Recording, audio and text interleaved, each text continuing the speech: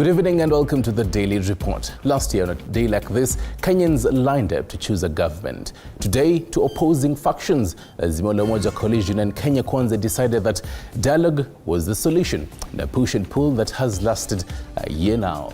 Well, we have details of this and more in our news segment before delving into the marketplace, where we will be discussing the textile hustle. In studio is the presidential tailor Ashok Sani and Kathy Muringo, a mitumba trader with over 10 years of experience. This and much more, but first, the highlights. Tonight, Azimio and Kenya Kwanza leaders set the ground rules for their engagement as bipartisan talks resume.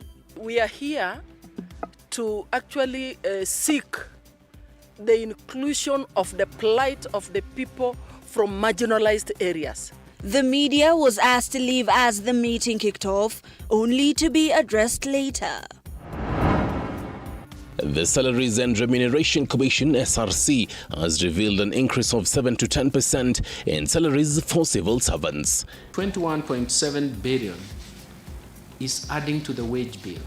Teachers, doctors, nurses, police officers, military personnel and executive staff are among the civil servants who will be impacted by these salary increases. Tonight, on our second installment of the Oasis of Hope, we highlight a people forgotten years after the country gained independence, with critical infrastructure a mirage for them. Mvua ikinyesha achana nao. Siku tatu tunachukua kutoka Wajia hadi Buna. Welcome once again. Our sign language interpreter is Catherine Simaloi. The Azimio and Kenya Kwanza factions that are holding bipartisan talks have held their first meeting today at the Bomas of Kenya. Both sides have agreed to have technical committees with rapporteurs representing each faction. And have as well committed themselves to holding peaceful talks for the interest of the country. George Maringa spent the whole day, by the way, at Bomas of Kenya and filed this report. After months of both sides sticking to their guns, Wednesday morning came as a huge relief to the country, which had otherwise been used to demonstrations as both Azimio and Kenya Kwanza maintained their grandstanding. One after the other, the Kenya Kwanza 5-person team was the first to arrive at the Bomas of Kenya here in Nairobi. However, missing in action in the morning was Majority Leader in the National Assembly, Kimani Ichung'wah. Then followed Azimio's team, led by former Vice President and leader of Wiper Party, Kalonzo Musyoka. All seemed well, and the first session kicked off in the designated meeting room. Kalonzo enumerated the issues that Azimio la Umoja had agreed upon. For starters, Azimio says it won't negotiate for a power-sharing deal with Kenya Kwanza. As a coalition, we are committed to the search for justice, for unity, for peace, and prosperity for our country.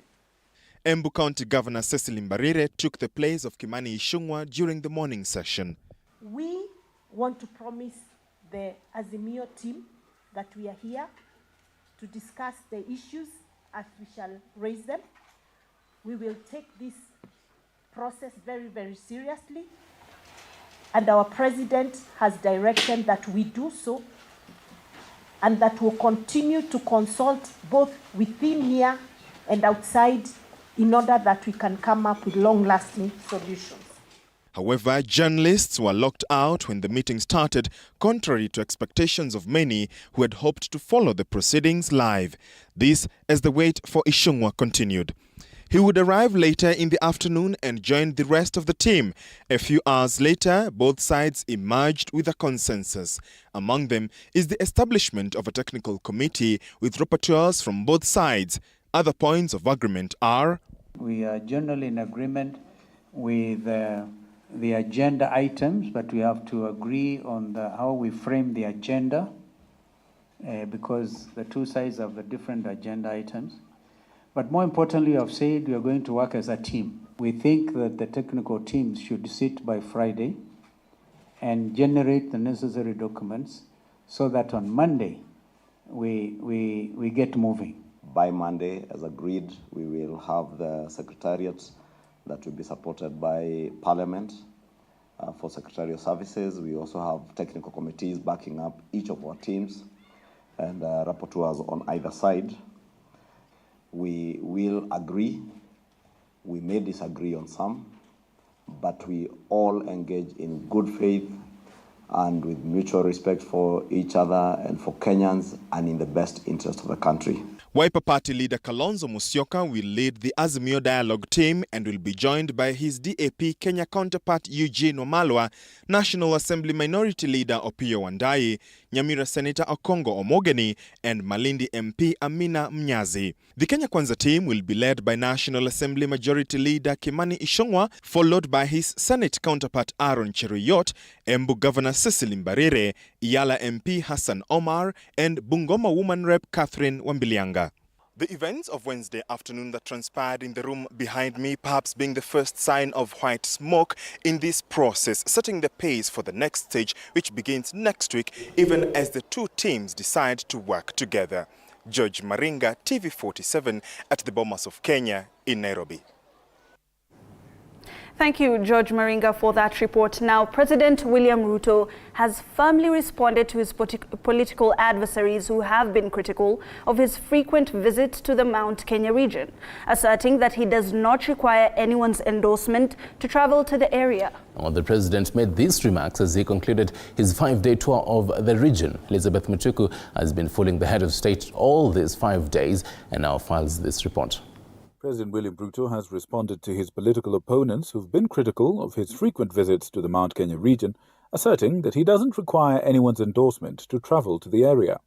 For the 5th and last day, the president toured the Mount Kenya region, launching key infrastructure projects: a Level 4 hospital in Narumoru, the Kenya Kwanza Affordable Housing Program groundbreaking in Gishugu, Kirinyaga, and in Thika Town as well, in addition to the Karimenu 2 Dam in Gatundu North. President Ruto emphasized that the region's voters have placed their trust in him for the presidency, and as a gesture of mutual respect, he feels obligated to provide them with an account of his development initiatives. All through the trail, the dialogue with Azimio One Kenya and the politics around it were on full focus. Mimi nimewaambia ya kwamba unajua wamezoea tabia mbaya. Wanalete fujo ati ndio wapate kitu. Walilete fujo kwa Moi wakapatiwa cooperation. Wakakuja wakasumbua mzee wetu Kibaki mpaka wakawapatia nusu mkate. Wamekuja wakazungusha Uhuru mpaka wakaenda na handshake. Mimi nawatangazia mapema mchana, hii ya hasla hii, hiyo wasahau na wasahau. Kwa hii serikali hakuna handshake. Hii serikali hakuna nusu mkate. Na sisi tulikuchagua tukijua nini tunafanya. Tulijaribu kushawishiwa na yule rais wetu aliondoka tukuache, tukamwambia tukuachi kwa sababu hujakosea sisi na wewe ni muungwana, umetutembelea, tumekuelewa na tunaishi vizuri. We are here to celebrate our democracy and we are not going to allow anyone, including the opposition, kuhujumu democracy ya Kenya. The head of state comes back to a full entree and to nationwide anticipation over the outcome of talks.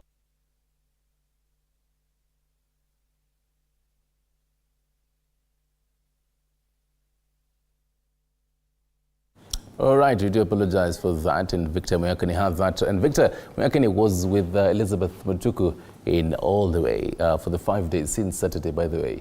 He was saying it is quite a refreshing place to be. And it was very comprehensive, following the president through Mount Kenya region, seeing how exactly he has been addressing the people. It was reminiscent of, you know, the times that they were looking for votes. All right. Now, from all the way Mount Kenya region now to Uasin Gishu County, and victims of the Uasin Gishu scholarship scandal today held demonstrations in Eldoret town to demand compensation.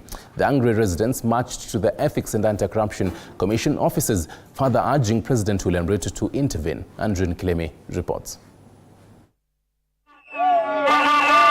The streets of Eldoret town were rendered impassable early Wednesday when angry parents and students of the failed Finland airlift program stormed the town to demonstrate the misappropriation of funds that has left them devastated. The furious victims were up in arms against the county leadership over the controversial scholarships to Finland, a program which was initiated during the tenure of former governor and now Senator Jackson Mandago.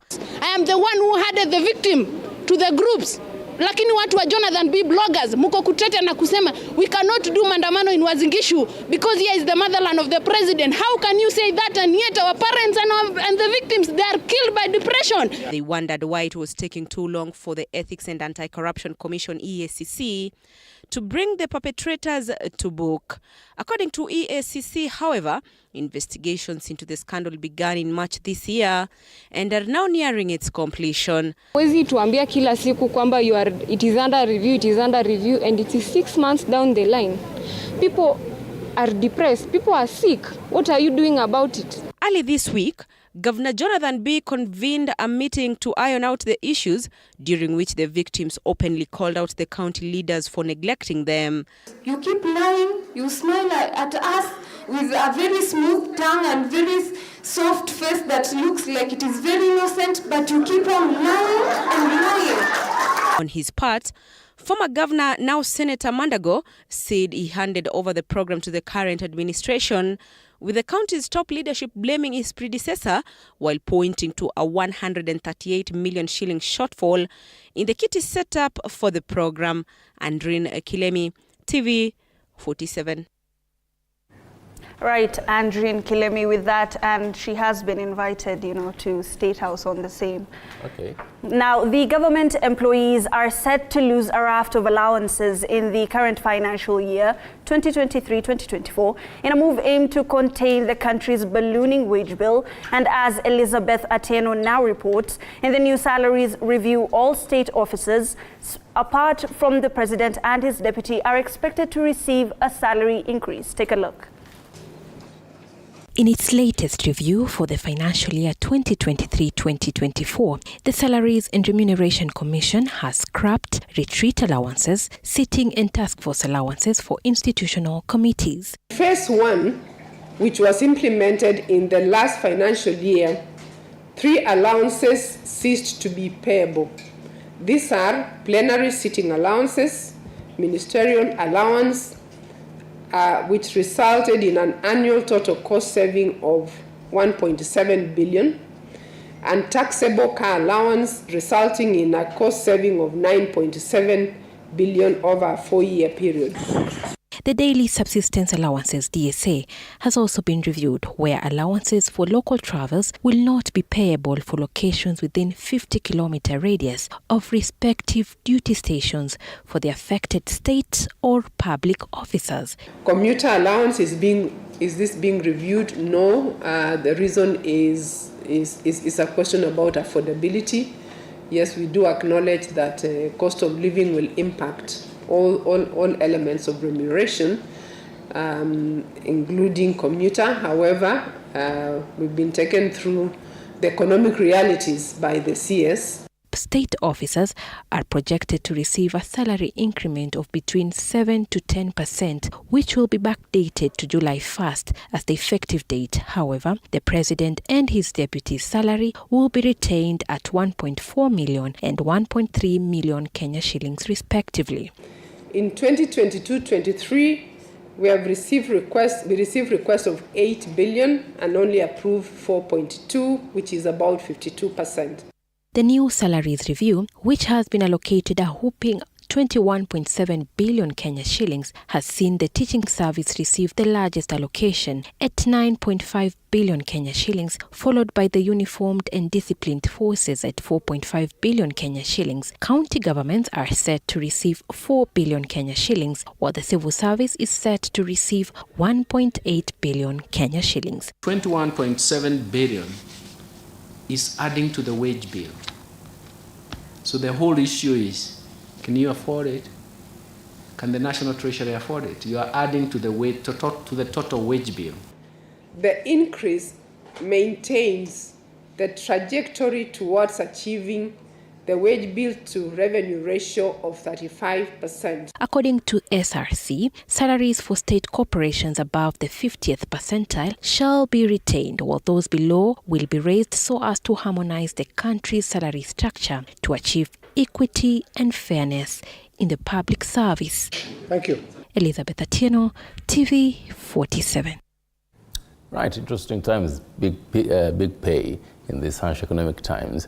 Thank you, Elizabeth Atina, for that. Now, speaking about matters civil servants, as the hearings for the petitions against the Finance Act loom in court, the judiciary has introduced reshuffles affecting 13 judges. Now, notably, among these judges are those who are handling or scheduled to oversee the inaugural William Ruto Finance Act. For instance, Lady Justice Mugure Thande, who had previously suspended the Finance Act, has been repositioned to the Malindi Court. Meanwhile, Justice Majanja, the presiding judge of a 3-judge bench assigned to hear petitions against the Finance Act, has been reassigned to the Civil Division. Moige William with the report. In a letter dated 8th of August addressed to all High Court judges, Justice Eric Ogolla, the principal judge of the High Court of Kenya, announced transfers and deployment of judges which affected 13 High Court judges. Top on the list was Justice David Majanja, stationed at the Commercial and Tax Division, and was the presiding judge of the recently constituted 3-judge bench to hear and determine petitions against the Finance Act 2023, slated for the 13th and 14th of September. Majanja has been moved to the Civil Division. Notably, Lady Justice Mugure Thande, who on the 30th of June suspended the inaugural President William Ruto's Finance Act, was among the judges who have been moved in the changes made in the judiciary. Mugure has been moved to Malindi Court. Justice Thande will be replaced by Justice Chacha Mwita, who will be the presiding judge at the Milimani Constitutional and Human Rights Division. Also affected by the changes is Lady Justice Diana Kavenza, currently working at Milimani's Criminal Division, and now will be heading new specialized courts at Kibra and Kahawa courts. In the changes, Nakuru High Court will be presided over by Lady Justice Hedwig Ogundi of the Constitutional and Human Rights Division at Milimani. Justice Peter Mulo has been appointed to the Milimani Commercial and Tax Division, transferring from the previous position at the Kiambu High Court. In his new role, he will be collaborating with Justice Alim Visram, who presides over the Milimani Civil Division. The deployment of Lady Justice Lilian Mutende, who is presently nominated as the CSO chair, is still awaiting finalization. Moige William, TV47. Thank you, Moige William. Now, Mzalendo Trust Wednesday released its first parliamentary scorecard of the 13th Parliament, an annual ranking of performance by the members of Parliament, both in the National Assembly and the Senate. Now, and as Grace Kuriakanjo tells us, the report lists 15 legislators who have never said a word in Parliament. Here's the report. Inside Mzalendo's list of shame lies the names of 15 legislators who have never uttered a word in Parliament. Among them, Makadara MP George Aladwa, Kapseret MP Oscar Sudi, and Samuel Arama of Nakuru Town West.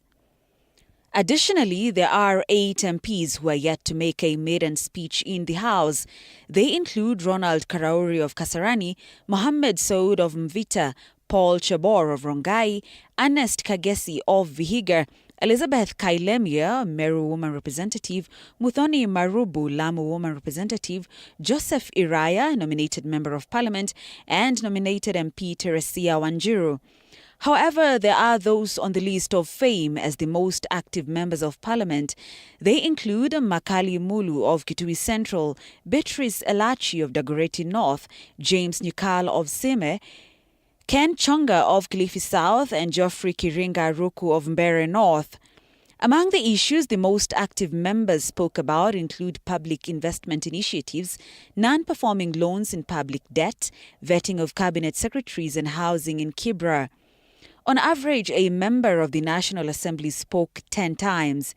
In the Senate, the most active senators are Samson Cherargei of Nandi, Eddie Okech of Migori, John Akinyo of Laikipia, Mohammed Faki of Mombasa, and nominated Senator Tabitha Mutinda. They largely spoke about water and irrigation, historical land injustices, remuneration of village elders, and promotion of mental health. The least active senators include nominated Senators Mira Abdullahi, Joyce Korir, Shakila Abdallah, George Mbugwa, and Kwale Senator Isa Boy Juma. With the least active youth senators being nominated Senators Chimera Mwinzago, Hazina Lemaletian, and Karen Nyamu. Efforts to reach out to most of the legislators, particularly those on the list of shame, proved futile, save for Hezina Alamaletian, who took to her Facebook page to say, and I quote, "Ignore that ranking. It was based on who were the loudest noisemakers in the House, and all of us cannot be parrots. Actions are better than words. I speak only when necessary." End of quote. On average, a member of the Senate spoke 41 times. The 2023 Parliamentary Scorecard covers the period between September 29, 2022 to June 30, 2023. Grace Kuriakanja, TV47. All right, thank you, Grace Kuriakanja, for that. 1 year later, after you casted your vote, now go back to your MP and ask them why they're not talking in Parliament. Away from that, into the corridors and matters education, the Minister of Education is investigating several public schools for allegedly denying Muslim students the right to wear religious attires. Appearing before the Senate Education CS, Ezekiel Machogu said his ministry had not received complaints about such violations. Now, the CS is promising to probe into the matter further. At the same time, he says he has assured senators that the implementation of the CBC curriculum is on track. Take a look. According to nominated Senator from Mandera, Mariam Sheikh, some public schools such as Kenya High School and Alliance Girls High School are denying students of the Muslim faith the right to wear modest wear such as hijabs and trousers, leading to the students transferring to other schools that align with their faith. What action is the government taking to ensure inclusivity in all public funded schools and enjoyment of constitutional right by the students who came from religious background that require additional attires meant to protect and safeguard their honors? On his part, CS Machogu said his ministry had no knowledge that such discrimination was taking place.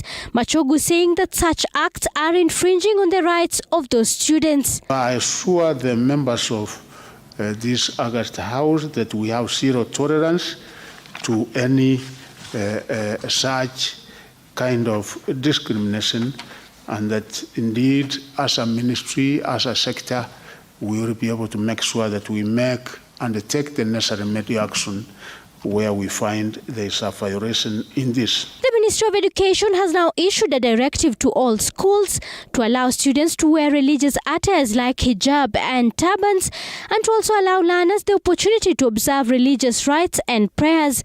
Further, the ministry has said that no student should be forced to take Islamic, Christian or Hindu religious studies. At the same time, CS Machogu assured the senators that the implementation of the CBC curriculum is on track. According to Machogu, his ministry is currently engaging World Bank to get funding for the construction of 1,867 integrated resource centers and other amenities at a cost of 3.36 billion shillings. Zainab Mohammed, T47. Right, thank you, Zainab Mohammed, for that. Hibaki, I'm curious, your experience in school wearing a hijab? Well, wearing the hijab always raises a few eyebrows, and I remember in primary, it used to be a problem wearing the hijab. I thought we were over it by now, but clearly we're not. Now, on the second part of a three-part series, 60 years after independence, and residents in areas in Wajir North are yet to witness even a tarmac road in the area, from collapsed bridges to impassable roads during the rainy season. Now, the residents here want the government to walk the talk and make the changes to this region's infrastructure. Sheila Chilangat brings us the second part of the Oasis of Hope feature. Over 800 kilometers from the capital, Nairobi, and 11 hours on the road, we are ushered into Wajir North, which sits on a plain about 150 meters above sea level to the east and 400 meters to the north. The last tarmac to this area ends at Oda, about 80 kilometers away. Majority of residents here have not seen a tarmac road since their existence and have been choking with dust from these roads for decades. Mimi nimezaliwa huku. Na tangu nimezaliwa nimekuwa kubwa na barabara iko hivyo tu. Sijaona mabadiliko yote. Sasa hii niko na miaka 32 years. Tangu nimezaliwa sijawahi ona lami. 10 a.m. and this bus has arrived in Buna. its driver is preparing to set off for almost another 8 hours on the road to Wajir town, about double the amount of time it would have used if the roads were in good condition. And many here say it gets worse when it rains. Mvua ikinyesha achana nao. Siku 3 tunachukua kutoka Wajir hadi Buna. Na ile pesa tunalipa ni pesa ambayo mtu anazalipia kutoka Wajir mpaka Nairobi. During the rainy season, rainwater from the Ethiopian highlands flood this area in large volumes, sweeping anything on its path away. This bridge here was not spared during the last rainy season, and locals have been forced to reroute this road. We are on the bed that cuts through Buna and Bute, and the bridge behind me would be the one connecting Buna to Bute and then Ethiopia. But as it stands, it was destroyed during the previous rainy season, and it is unclear on when it will be repaired. The impact of the floods would soon be felt downstream. Najma Aidan is a businesswoman here in Buna, and she has been forced to move her shop on many occasions due to flooding. Nimehamishwa na maji nimekuja hapo. Hiyo maji si mara kwanza imenifanya hivyo. Hata 2019 nilikuwa nimefanya hivyo. Nimesarika sana. This has impacted negatively on businesses. Traders say transporting goods here during the rainy season is an uphill task. Dia Wajir bridge imeribika. Vitu ziletwa na mgongo kutoka Laga hapa upande nini. Hiyo njia hakuna. Watu wanabeba na gunia, gari inasimama almost 5 km from hiyo Laga. Wanaleta na mgongo, wanaleta pandi. Even as the residents here hope for the wheels of change to turn in the area, they indicate that their hope is becoming dimmer. Ukipewa contract utengeneze Maram road mzuri, hawatengenezi. Hasa kama Maram mwenyewe haiwezi tengenezwa vizuri, tarmac road kweli itakuja. In the past financial years, Wajir County has allocated a lion's share to roads and infrastructure, only that the residents here in Wajir North are yet to see it. You can imagine the situation of dying out of drought, lack of water, and when it rains, water is lost through this channel. So we really need to make our roads motorable. Here we don't need culverts.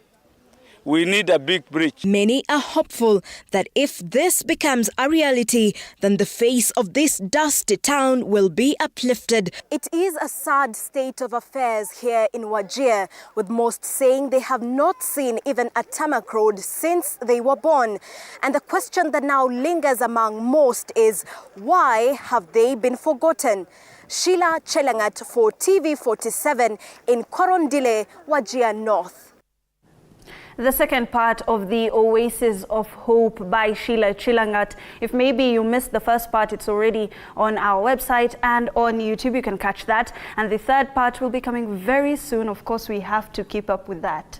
Yes, definitely. Now to some matters Cafe. The Cooperative Bank of Kenya has won the bid to handle billions of shillings which pass through the Cafe exchange, boosting the lender's non-funding income. The bank was selected as the direct settlement service provider, or DSS, following a competitive bidding process undertaken by the Nairobi Cafe exchange and approved by the Capital Markets Authority that saw 9 financial institutions submit the bids.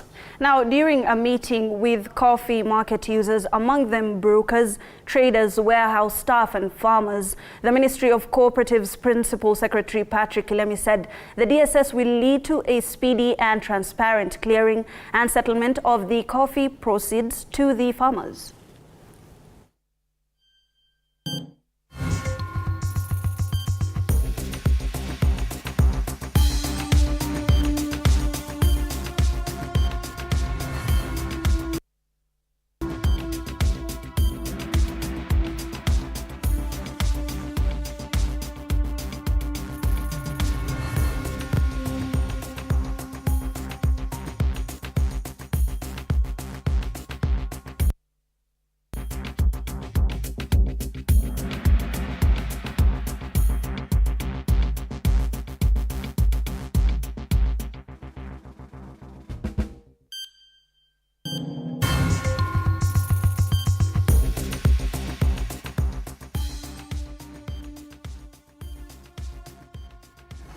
All right, from matters sipping coffee, let's sip some water as we take a short break, and Hibackside and I will be right back.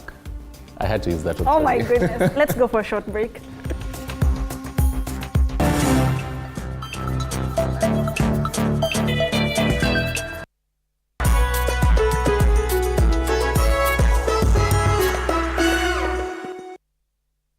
Imagine with 200 bob only, you can be your own landlord. Yes, everyone now has an opportunity to become a homeowner through Boma Yangu. Start saving any amount towards the 10% deposit required for unit allocation. Register through *832# or log in through www.bomayangu.go.ke and deposit 200 shillings as the registration fee and as the initiation deposit. Dial *832# and take advantage of this opportunity. Boma Yangu is a government affordable housing program.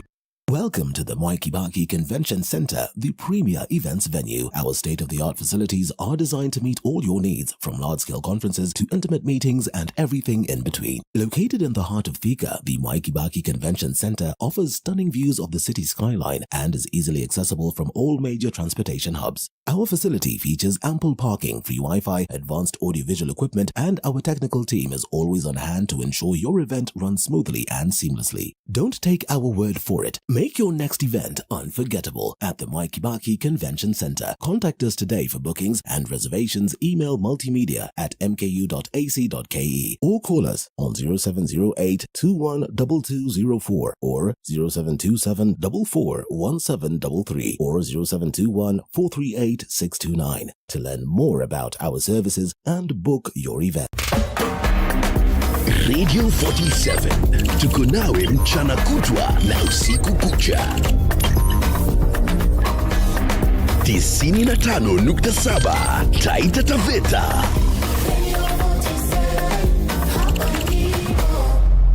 Tunavuma na bado.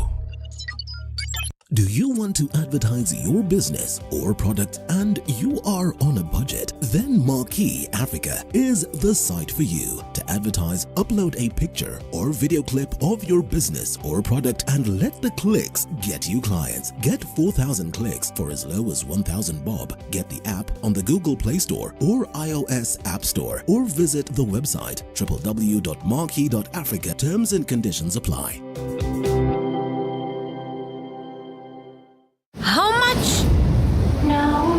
For a ride? We're going to town, not another continent! For that price, we'd rather walk. It's a rip-off! Our flight was cheaper. Seriously, don't you have a heart? That thing? Of course it doesn't. Rather deal with real people. Download InDrive, agree on a fair price with your driver and say goodbye to unfair rides. InDrive. People driven. Hi, hi!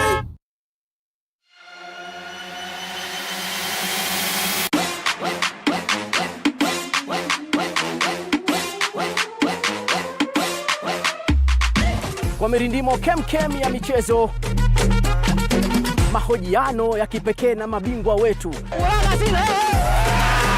makala ya kuvutia pamoja na matukio mubashara viwanjani.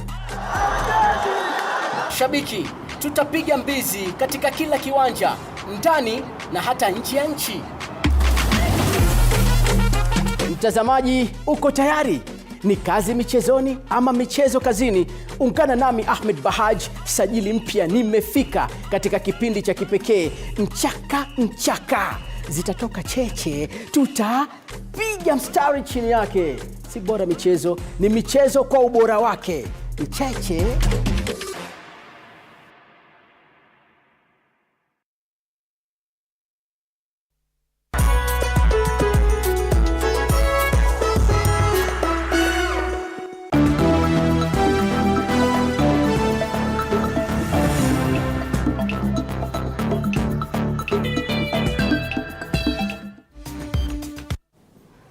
Right, the chronometer says 33 minutes past the top of the hour. He's back in the right back. Okay, and we have sports news now. St. Anthony High School and Dagoretti High School have booked their slots in the semi-finals of the ongoing National Secondary School Games in Kakamega County. St. Anthony registered an 8-0 win against Matileko in their opening match, and a second win guaranteed the A slot in the semis after beating coastal champions Sirani High School 2-0, while Nairobi champions Dagoretti High registered a 2-0 win against Matileko. And in volleyball, Soweto ladies defeated Viambani 3-2-0 of 25-11, 25-10 and 25-14, while senior chief Koinange fell to 3-2-0 against Kwanthanze. The match is fair enough. The boys have done their best, and I think, as we were all able to see, wamejituma. Our aim is to treat each and every game the way it is, and we play them one at a time. So for this, we have a fair result, just like the opponent also has a fair result. So far, so good. The boys have done their part. We also know where our weaknesses are. I may not be able to expose them on the media. These boys are appearing in this stage for the first time, so we expect such kind of maybe performance towards the end. So going forward, I know they are getting the experience they need, and they'll do better. Shantarema is a good team. They are physical enough. On the ball, they have also done their best, and we appreciate they were a good opponent. And I think we have learned a lot from them. And being physical. Our boys are not that physical, but we have learned that we have to be strong. This game is not for the weak. And meanwhile, the Kenya athletics team bagged gold and silver in a 1-2 sweep in both men and women's 1500-meter races in the ongoing Youth Commonwealth Games in Tobago and Trinidad. Now, Janet Chepkoech led Nancy Cherop in the last lap of the 1500 to finish first and second respectively. And in Kenya, the first pair of Josephat Sang and Andrew Kipto bagged gold and silver respectively in the same race. Kenya rugby team Lionesses fell to a 22-10 against Fiji to finish in the fourth position as the dynamic duo of Abigail Chebet and Sharon Chepkogei booked Semi's slot in the beach volleyball game.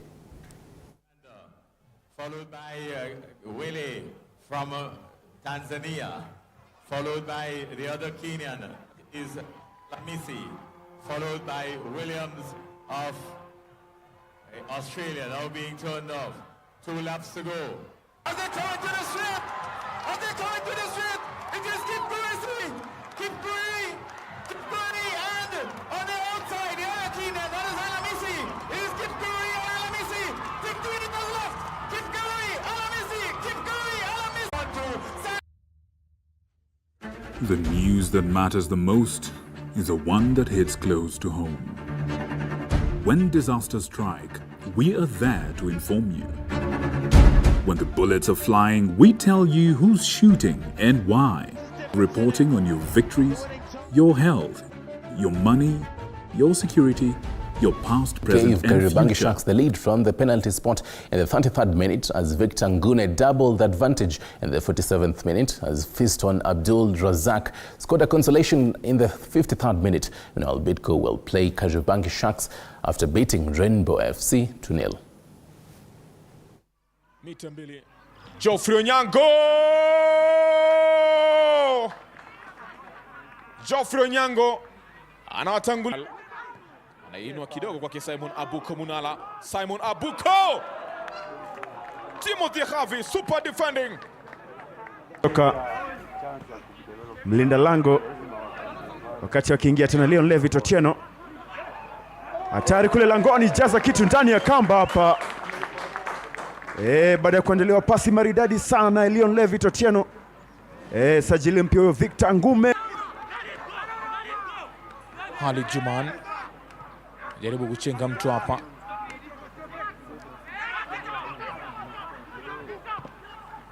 Nafasi ile nzuri linapatikana hapa.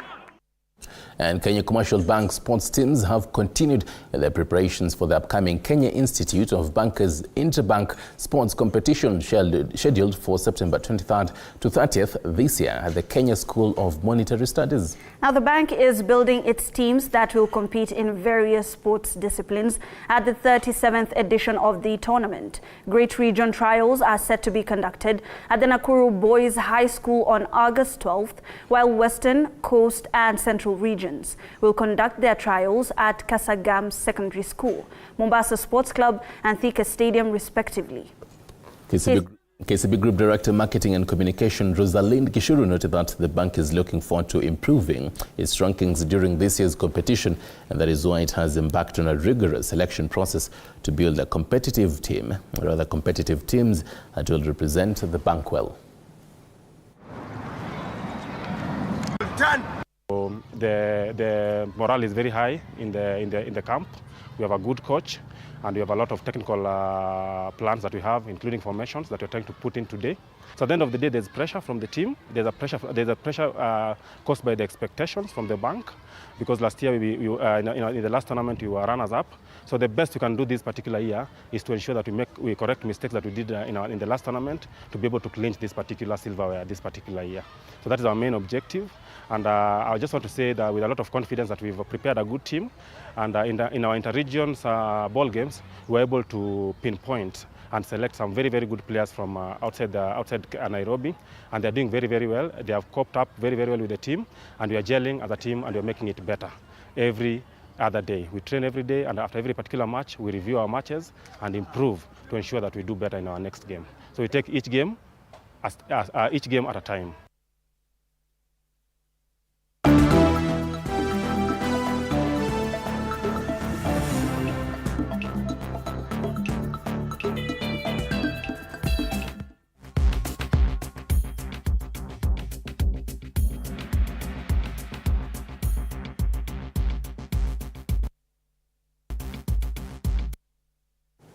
Right, from the fields to the marketplace. We have a very interesting story that is coming up in a few in the marketplace. Let's see.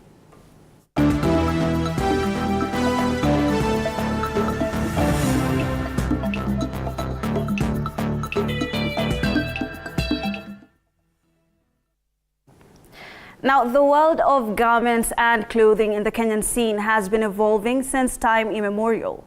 Where the textile industry thrives, supposedly the second-hand clothing sector seems to teeter off balance, and vice versa. But what if social media is the thin line where these two warring worlds finally meet?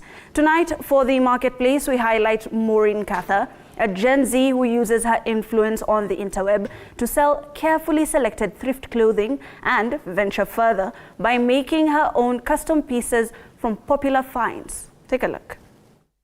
The world of second-hand clothing is tipping on a precipice, where demand is slowly overtaken at moments by the supply, leaving heaps of this fabric gold unbought. Gikomba is not the way it used to be. Gikomba used to have a lot of money and a lot of people. Right now, it's just there. We are just surviving.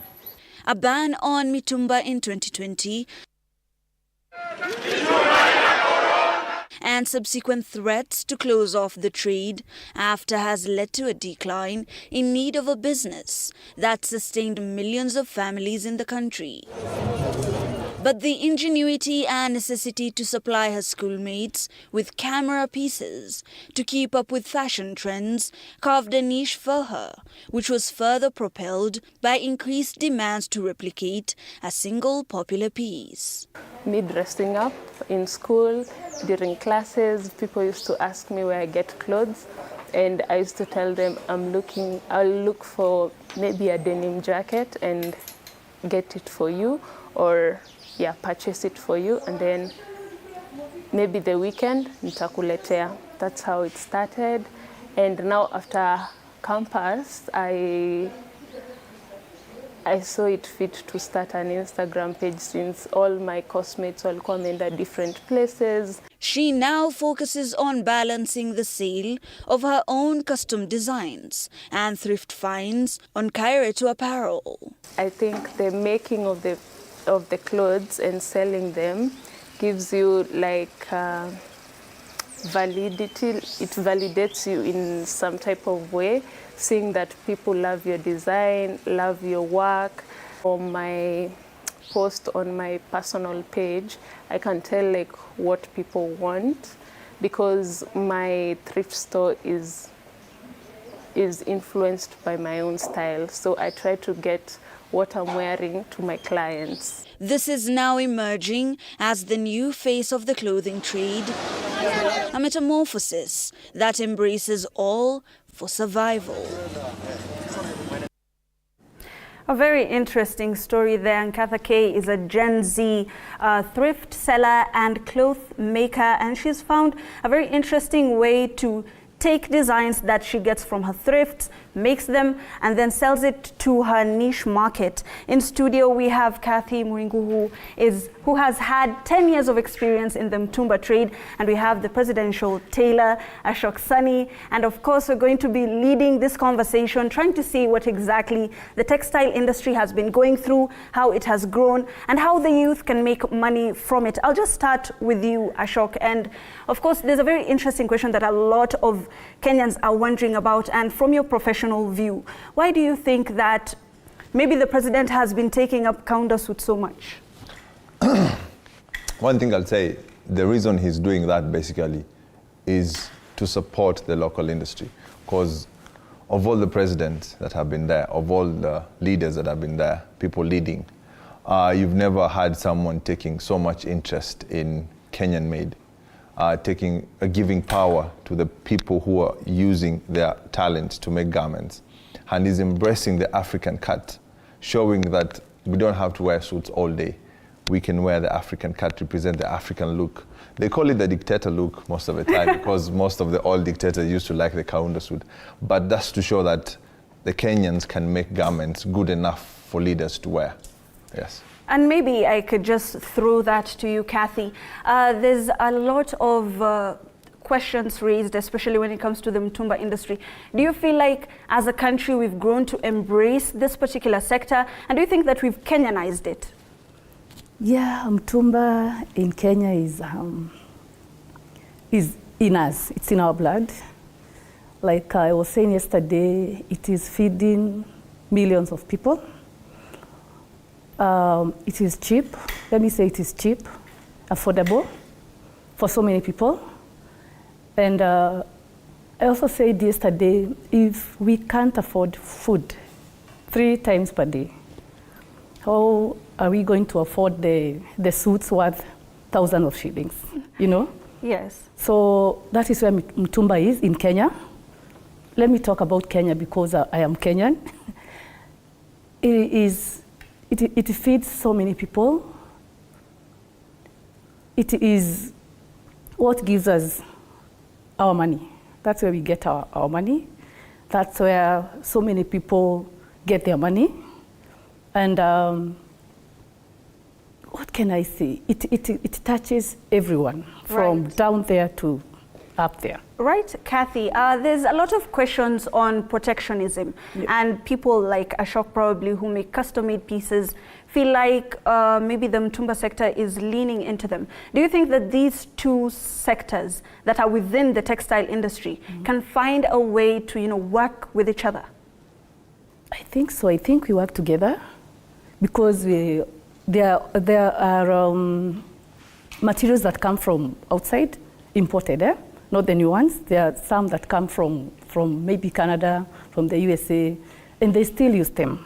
Unique materials, quality materials, unlike the normal vitenges, where you get with everyone.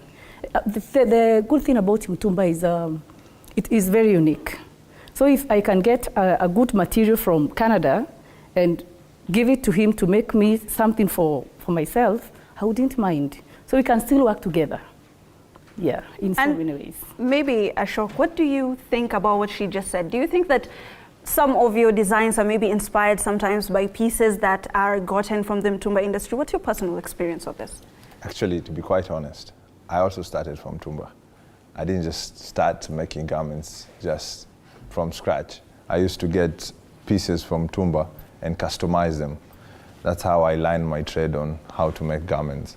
In terms of working together, I think as long as you're in the same industry and you're selling the same product, it might be different in terms of the process, but you're selling the same product, you can always work together. Because at the end of the day, if we had a structure where both of us are working together, then it will be easier for the government to sit on the other side of the table and listen to whatever problems we have.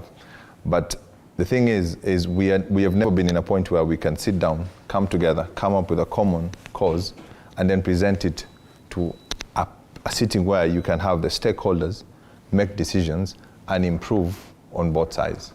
Yeah. And maybe a couple of things on the textile industry that you should know is that it makes up for 7% of the country's export earnings and makes up for a huge chunk of the gross domestic product. This is a sector that the government is really trying to grow, considering that the apparel and textile industry is the second largest manufacturing industry. Maybe even, as I throw this back to Kathy, do you think that there was an argument, especially that came up with the Mtumba Consortium, and they were saying it isn't necessary to try and put import levies and maybe regulations that are limiting this particular sector and the importation of these goods. We can work together. What do you think about this? Yeah, of course we should work together. They have really pushed us. That one I can tell you for free. They have really pushed us. Everything has become very expensive when importing everything. The levies, everything is just expensive. Unlike before, I was giving an example and I was saying, before then, you could get a container at 4 million. Right now, it's going to almost 8 million. I told you yesterday, clearing the container alone in Mombasa is now close to 2 million. So it's not easy. It's a bit hard, and I wish they could support us, all of us, as much as they want to support the Kenyan garments. They should also support the Mtumba industry, because we are all getting a living from that Mtumba industry. There's the question of sustainable fashion, and maybe Ashok, for people who make custom pieces and bespoke pieces, is there a way maybe that you add on to sustainability? Because I'm seeing right here that 1 kilo of fabric makes about 23 kilos of greenhouse gases. So for making bespoke pieces, one of the arguing points is that it's not very sustainable, it's one-time fashion. What's your take on this? Actually, bespoke can never be one-time fashion, because bespoke, from the word bespoke itself, comes from the English word bespoken for. This is something that has been there from the 1800s. So it's basically an expression of someone's interest in garment and why they want the garment to be made. So bespoke can never be a one-time fashion. It's actually not fashion itself. Fashion is actually very different from bespoke. Bespoke is you creating a garment for someone the way they want it to be bespoken for. So in terms of what you're saying about sustainability, yes, it can be sustainable, but where do we start from? Because at the end of the day, you work with the constraints and the things that are available to you. So in this country, if we're saying we're going to be sustainable, which platform are we starting from? That's a problem. Because if Ashok is going to be sustainable, we have 1,000 other guys doing the same thing. So how are these guys, how is there a platform where these guys can understand this is the rules and to follow to be able to embrace sustainability? That's the biggest problem that we have, especially in this garment making industry. It's very vague, it's very infant, and growing is a bit of a problem, because at the end of the day, we don't get enough support, as she's saying, that we enough support to be able to grow to that level where we're having these conversations about sustainability. Right now, people are having conversations about how can I sell? How can I make money? How can I eat? How can I get up tomorrow? When it comes to conversation about sustainability, people are not on that level yet. So that's where we are now. We are still here, we're not here. We have to be comfortable enough and open-minded enough and learned enough to be able to have that conversation about sustainability. And the industry, as people take it, Mtumba and garment making, is still a jua kali industry. So if you don't empower these people to get to that level where they're having these conversations, we'll never get to that level. Right, between the Mtumba sector and garment making, there is a very not so spoken about middle ground, that is importation of ready-made clothes, especially from China. It comes in cheaper, traders usually put a little bit of profit on it, and then they sell them. And this is a direct competition for the both of these subsectors. What's your personal opinion, or what is your personal experience from this? Actually, what she's saying is exactly the same as the problem we're facing, taxation. You're charging them almost double now to clear one container. You're charging us 35% on 1 meter of fabric. And then this person importing suits and garments from China and Turkey is paying less. So what are you trying to show people? That all of us should buy clothes from China, and so what are we selling and saying made in Kenya? Or we are empowering people like Kathy to be able to grow a business. The business she has known for the last 10 years, business that she wants her children to continue working in. So what are you telling them? You're killing Kathy, you're killing Ashok, you're empowering Turkey and China. So where are we heading to? It's actually not competition if you're not competing on the same level. It's never competition. Right, Kathy, do you feel like the entrance, Mutumba is quite, it's sustainable fashion. And then there is, the large-scale importation from countries such as China and Turkey. He feels like they're taking advantage, or they're getting more advantage from this, as these two particular creativity-needing subsectors war on. What's your personal opinion on this? Yeah, of course, there's so many China that is coming in right now in Gikomba. For some time, we tried actually going on the streets to make them back off. But I don't know, I don't like talking about the government so much. But how do these people get in that much so cheaply? How are they able to bring their containers and sell them at 6,000, a bale at 6,000? Well, a bale from Canada goes for maybe 15,000, the cheapest. And the one from China goes for even less than 5,000. You wonder how they get into the market, how they get to Kenya. Like they empower, our people empower the foreigners more than us. They would like to kill us, the people who are in Mutumba business, the millions, just to make sure the Turkey gets into Kenya. Or I told you about Isili yesterday. So many of them, cheaply, so cheap. So even if you want us to wear maybe Kenya, things made in Kenya, a dress in Isili costs around maybe 500. He cannot afford to make a dress worth 500. So whatever happens behind there, we don't know. Right. Yeah. Kathy, you've been in the industry for almost 10 years now. I think you're going to be hitting 10 years very soon. Yeah. After COVID-19, the Mutumba sector was hit like maybe no other sector. Yeah. How exactly was the change pre-COVID era to now? Is it coming back? Is the growth still quite slow? It's back. It can never be killed. Mutumba can never be killed. Of course, it almost died in 2020 because they banned Mutumba for quite some time. And it really affected us because by 2020, November, December, there was nothing to sell.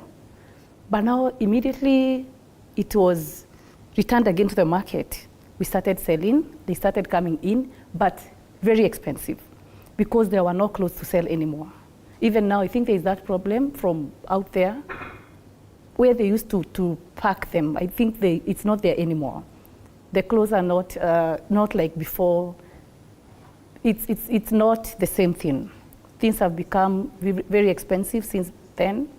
But maybe with time, and as I was saying yesterday, the economy too really affected us. So there's so many things that will take time to be where we were before.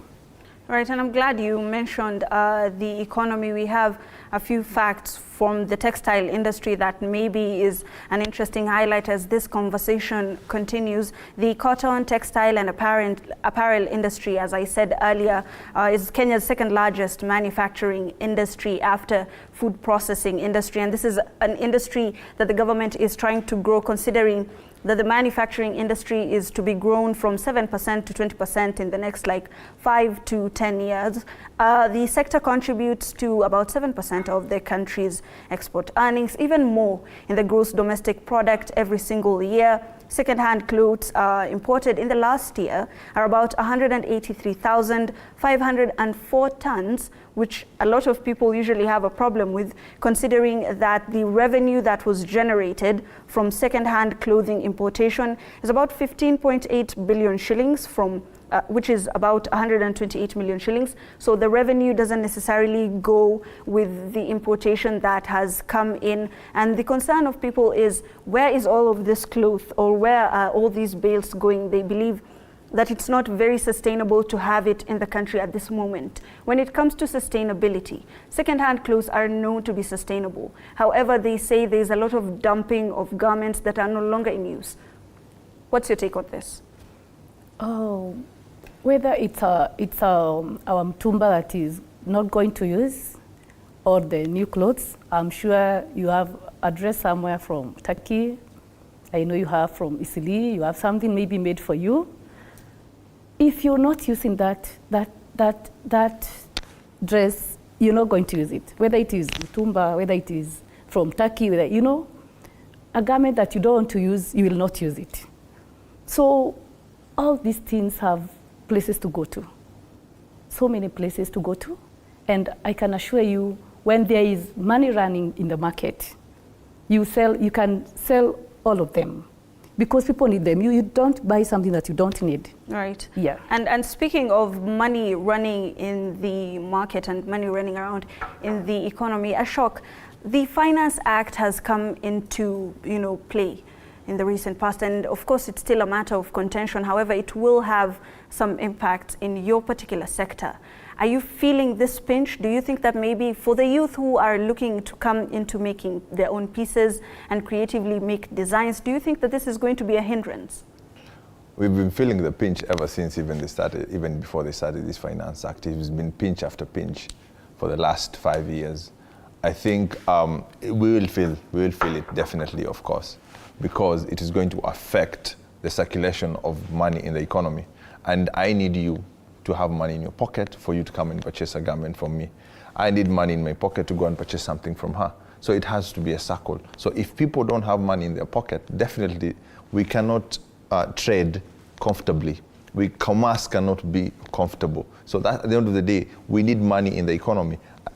It will definitely affect the bottom line, and we'll have to, like we've been doing even now, be more aggressive. At the end of it, we can never, if you continue complaining, if you continue crying, no one's coming to help you. You have to be more and more aggressive. You have to change this. If the system is not working, you have to change it with the changing times. So what I'm trying to say is, for the younger guys who are coming in, for our industry basically, because like I said, our industry is mostly perceived as Jua Kali industry. No matter how it has grown for the longest time, people still perceive it as Jua Kali.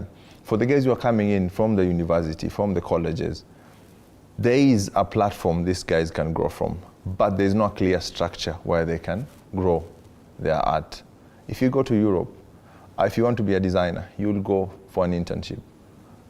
You'll grow in terms of your craft, and then you go open up your own business if that's what you want. If you want to continue employment, there is. But when you come to Kenya, it becomes very, very difficult to have that platform to follow. Because even the guys who are already there, like us, we are still trying to figure things out, because the industry didn't have a map we can follow. Yes. And if the presidential tailor is saying he's still figuring things out, I think maybe we will be discussing the structures that are in this particular sector and the consequent subsectors. But first, it's 10 p.m. I see. We go for a very short break. You can send your comments, your questions at TV47KE and at TV47 News, or you can reach me at Hibak Said. Go for a very short break. We'll be right back.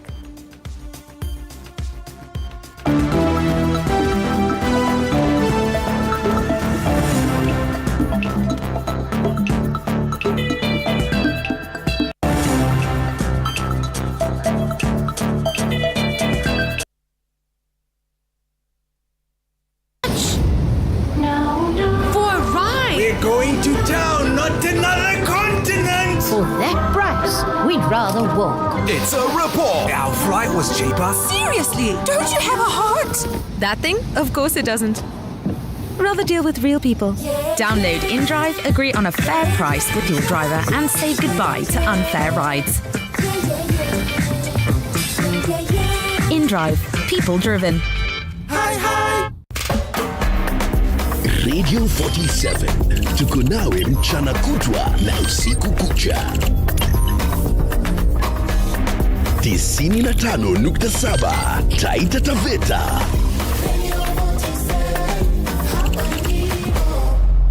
Tunavuma na bado.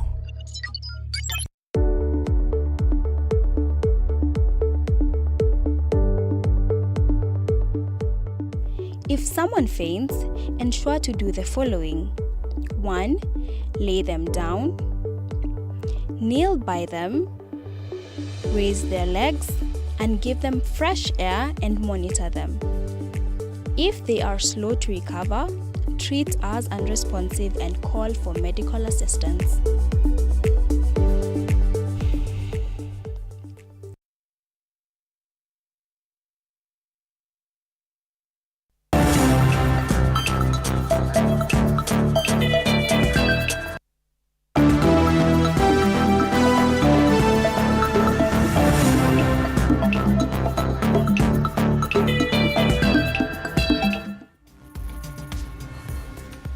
Welcome back to the marketplace. Before we went on a short break, we were talking about the textile industry, and maybe we were even highlighting some of the things that the textile industry people are going through, the various subsectors, some of the challenges they have been facing. Before we went on the break, we were talking about structures, and I think, you know, we need a solution-based approach. Ashok, if you maybe, what are some of the things you would recommend, not only to the government, but also players within the industry and policymakers and regulators? What are some of the structural implementations you would recommend? First of all, it has to start with us, the people in the industry itself.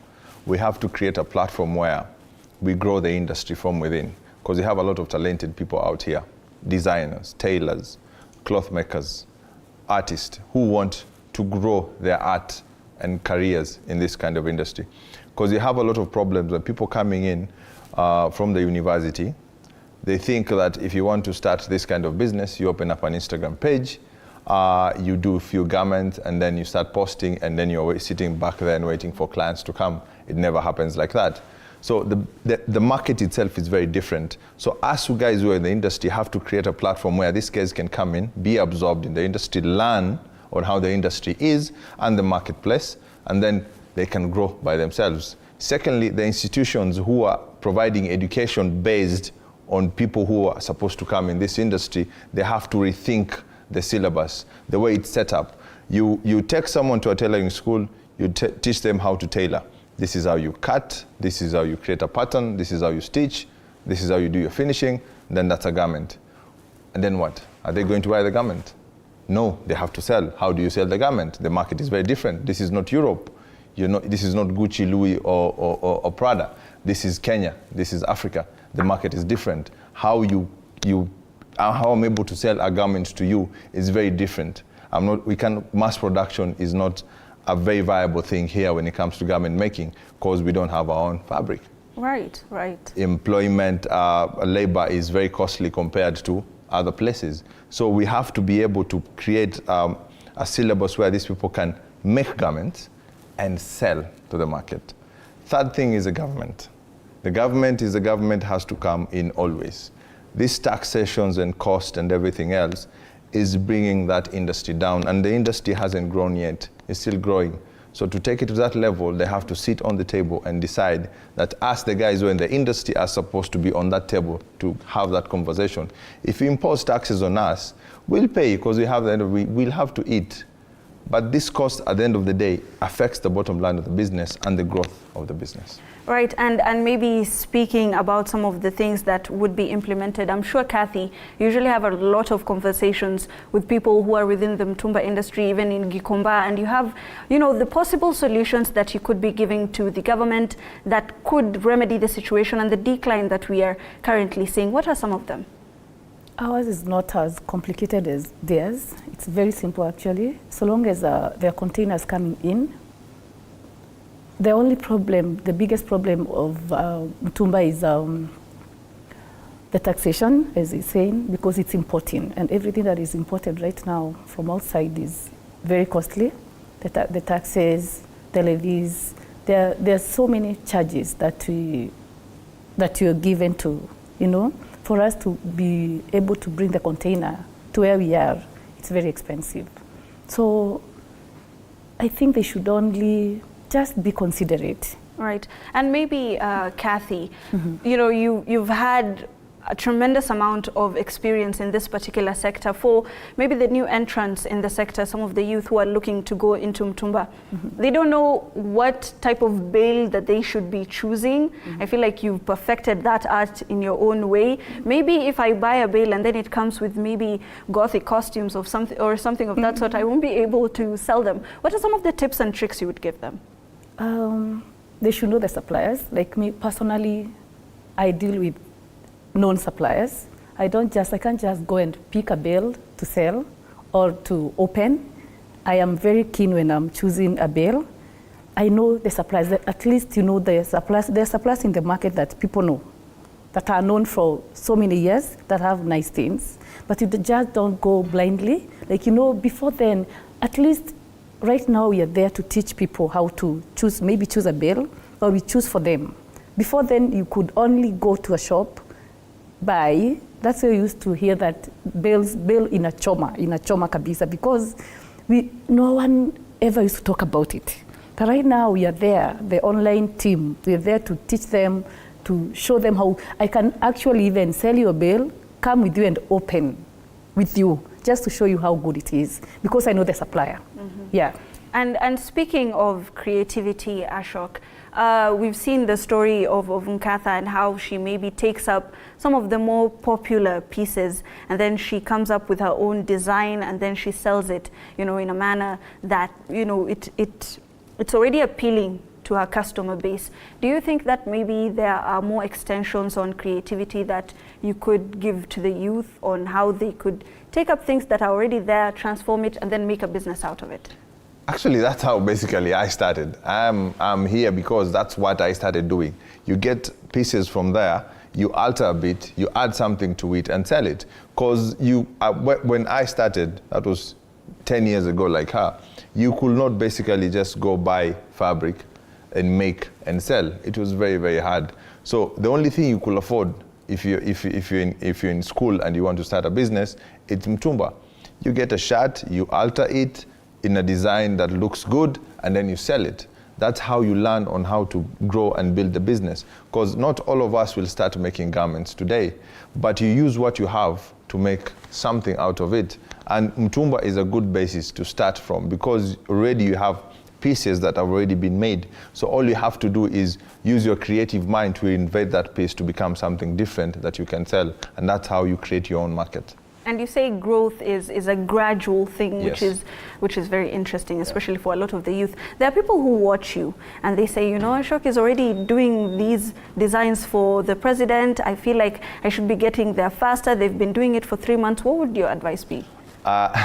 First of all, I read somewhere that to perfect a skill and get it to a level where it's acceptable and consistent, it will take you at least 8 years.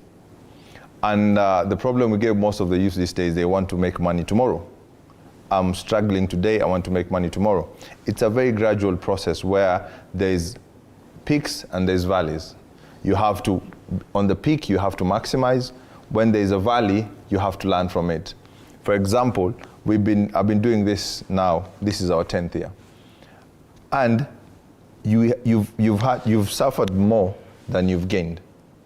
But now, when the graph is steady, now is when you make money. So people have to understand that this is not like a business like selling food where people have to eat. It's a gradual process. You have to create a product which is good enough and then market the product where people can accept it. When people accept the product now, then you have a business. Yes. And you are a CEO, and you've gained so much insight into the textile industry and what it takes to grow within this business. What are some of, say, 2 points that you would give to a person who wants to be just like you? What would you tell them?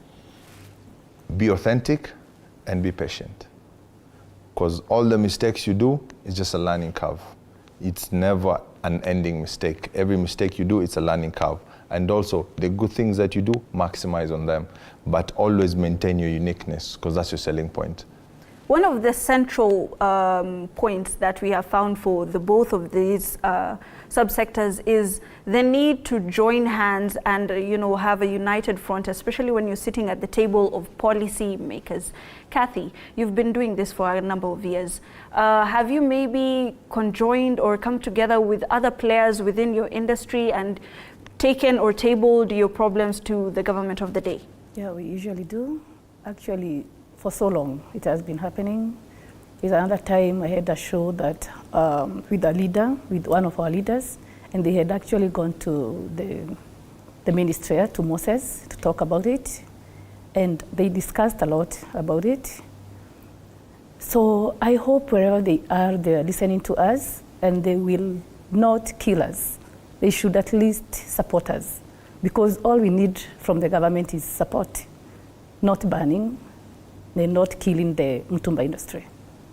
Yeah. Exportation is one of the directions that the government is taking with this particular sector. They're trying to expand enough and empower the industry enough to sell on exportation. Already, it seems like we are struggling, within the country. Do you think exportation is a dream we should be having, and what are some of the ways that we can, fasten our reach for this? To get it's actually very achievable, but the problem is, what are we exporting? Because if our cost of production, the raw materials that we use for production, even the machines, we import, what are we exporting? Because it's around, most of the things are coming in, then you're exporting a product. But the machines are not produced here. Fabric, which is the basic raw material that we use for making a garment, we import, and we are paying that much tax on it. So, and then we want to export to these same guys who are giving us the fabric. It will never work. We have to start to a place where 70% of our raw materials are produced locally, so that when you get to that point, we are exporting something different to these guys. I cannot buy meat from you and then come and sell you cooked chicken, a stew. You see, you already have the meat. Why am I cooking it for you? You understand? So we have to get to that point where we have a platform, we have an industry, because like now, you have Rivertex, which is producing shirt fabric and is producing printed shirt fabric. We cannot sell only printed shirt fabric, all of us. You see, it doesn't make sense. You need a variety. So if I'm making suits and shirts, where am I getting fabric for suits if I'm getting shirts alone? You understand? So who am I exporting to? That's the point. The only thing we are just stuck here is just selling pieces to people who are outside there, who are in the diaspora, who are Kenyans, who want to get a piece of home. But right. We cannot export in mass because the cost of production is still very, very high. You've spoken about raw materials, and your concern is quite valid. However, the government, I think the approach they're taking right now is giving BT cotton seeds because they feel like production at the very base, at the farmer level, is what they should be investing in, so that they have, cotton processed, and then we'd have these garments which are coming through Rivertex. Do you think that this is misinformed? Of course, because cotton will only give you a certain variety. You understand? But it's a big industry. It's a big industry. Cotton will give you like Rivertex is producing shirts and I think cotton fabric. But how many people are selling this product as a finished product? You see, very few. The other aspect of this is still not being catered for. If I'm making suits, I'm making wool. Where is wool coming from? You understand? So, and then Rivertex is only one plant. We need a lot of this so that we can be able, if I have a plant that's weaving wool, then the suit guys are okay.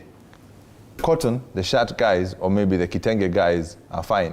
You understand? Something else, someone else is catered for. If you have one of each, then we can say all of us have somewhere we can start from. And then is where we can sit down and say, we are selling made in Kenya. Because from the value chain, from point zero to the finished product, it's Kenyan. Because we have a value chain in business. The farmer who's planting the seeds, the factory who's weaving the yarn, the retailer who's selling the fabric, and then the consumer who's making the garment to the last person who's wearing the cloth. That's a value chain. And if we start from the start of the value chain to cover the whole industry, then we have an industry, and then we can say we're exporting.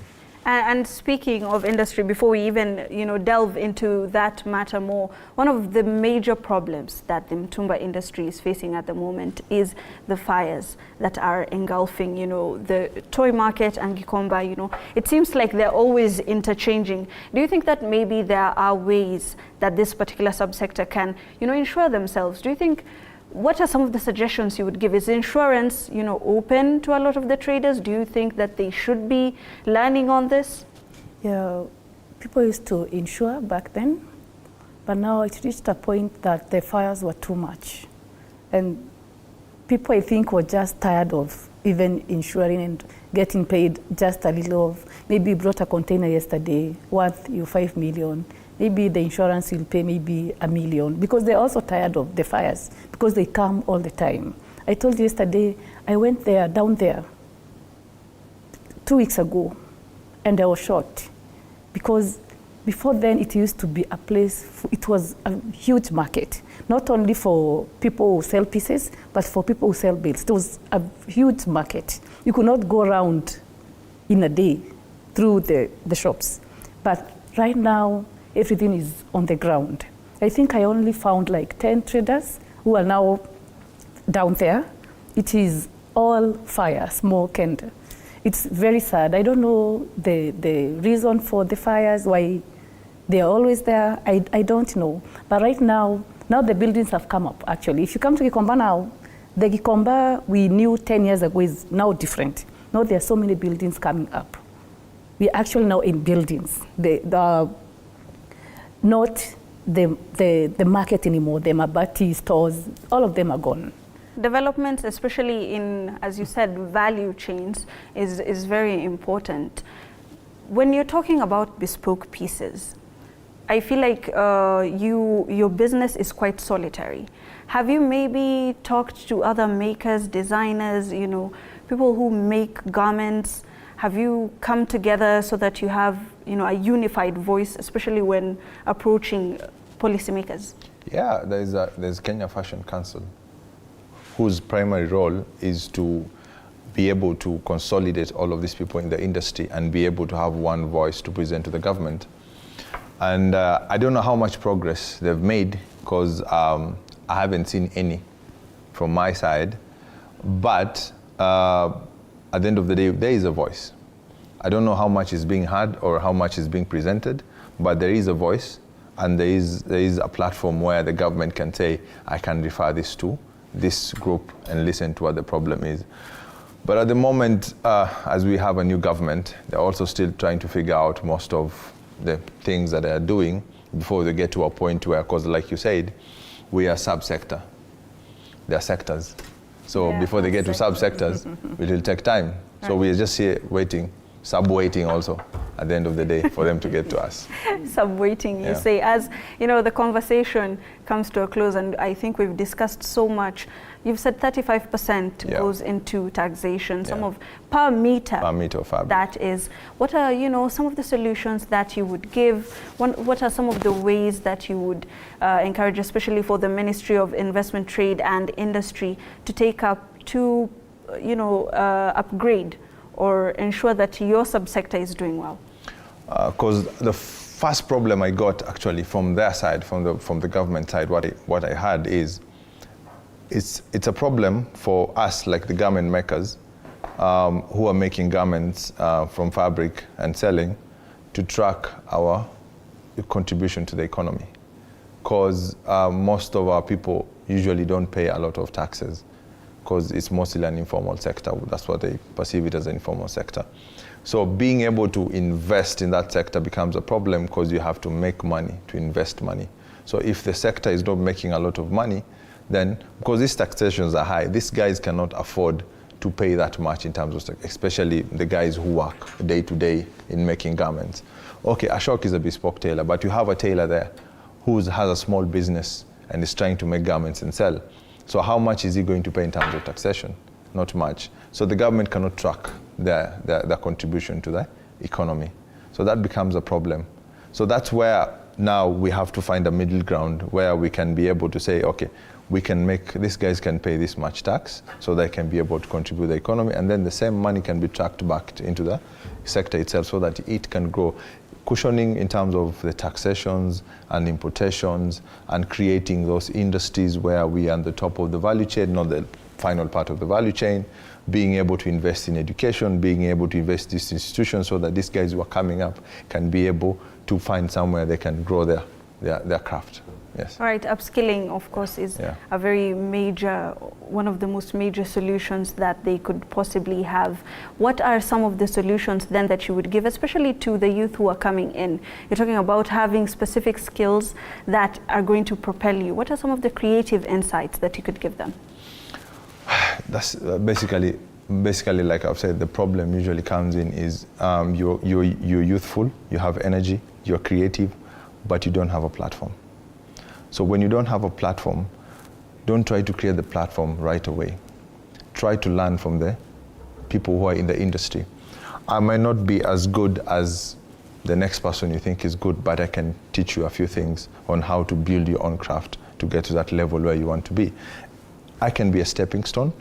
I can be your future. I can be a help. So if you find someone you can identify with in the industry, please work with role models. Work with someone who can hold your hand to the next level. If I had someone holding my hand when I started, it would have taken me 10 years to sit here and have this conversation. Speaking of role models, Kathy, maybe if you could just tell us, what are some of the solutions that you would give? And in extension, what advice would you give to the youth who are looking into coming into the Mtumba sector? So long as you have something small. You don't have to look for 20,000. You don't have to look for 500,000 to start. That's the good thing with Mtumba. And it doesn't need a lot of training. You only get, if you want a bail, if you're able to start with a bail, you get a bail from someone who is experienced enough, who will tell you exactly what's inside that bail, how many pieces that bail has, the number of the camera pieces, there is the camera pieces, those pieces, the sorting out, you call it the sorting out. So as long as you can get someone who can teach you how to get a good one, sort it out, price it, that's it. And you have your market. The market actually is the most important. You have to get somewhere that, you'll get people who will buy, To those who don't have money to start with a bail, you can start with pieces. If you have your 1,000, you can get your 10 tops, 100 each from the market. You can get fagia tops at 50 bob, maybe adjust them a little bit and sell them at 100 bob. Right. Yeah. Thank you so much, Kathy. Thank you so much, Ashok. We've gotten so many insights from both sides of the textile industry. What are some of the problems that the industry is facing? What are some of the solutions that could be given? And what are some of the insights that could be given to the youth who are looking to come into this particular sector? Maybe just for a refresher of some of the things within the textile industry, we've already highlighted that the textile industry contributes to about 7% of the country's export earnings. The cotton, textiles and apparel industry is Kenya's second largest manufacturing industry, second only to the food processing industry, and that largely comes from the fact that there is horticulture. Avocado processing is a major seller for the country. We have also highlighted how the revenue generated from second-hand clothing imports is about 15.8 billion shillings last year, growing to about $128 million by 2016. And maybe even that protectionism against Mtumba industry is a major problem, and it's needed, or it has been suggested, to boost local textile industry.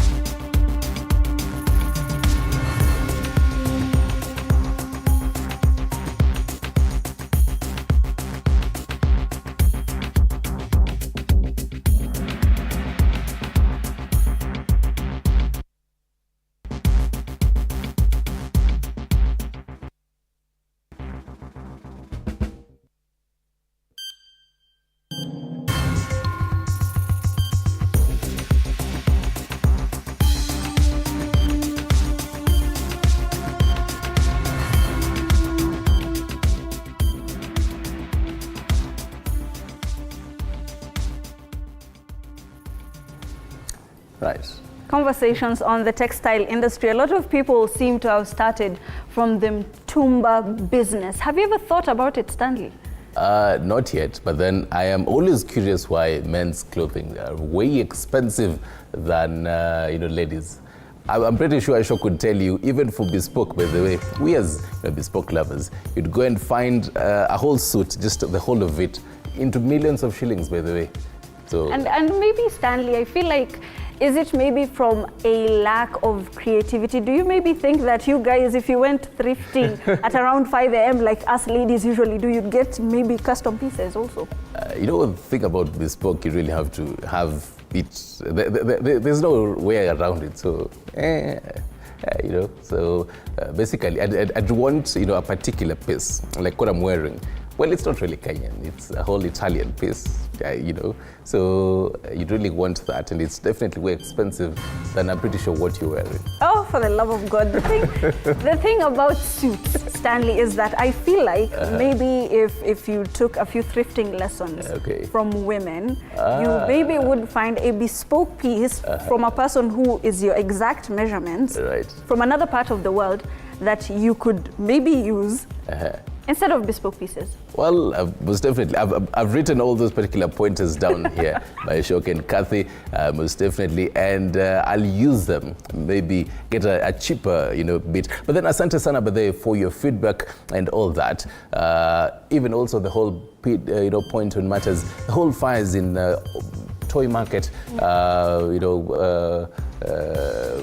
toy market, and the other one is Gikomba. Gikomba, I was looking for that word, yes. And all other markets, really. It's always a huge disadvantage and challenge for Mitumba traders. Yeah. So it has really been tackled here. And a lot of the Gen Zs are finding a middle ground between Mtumba and making bespoke pieces. They're taking pointers from Mtumba and making really nice pieces for their particular for the people who are wearing the clothes that they like the most. Thank you so much for joining us tonight. This is The Marketplace. We were talking about the textile industry. We will be talking about another topic next week, Wednesday, same time, same place. This is the Soko that you need to be in. Business Made Easy, solutions for the businesses that you are trying to get to.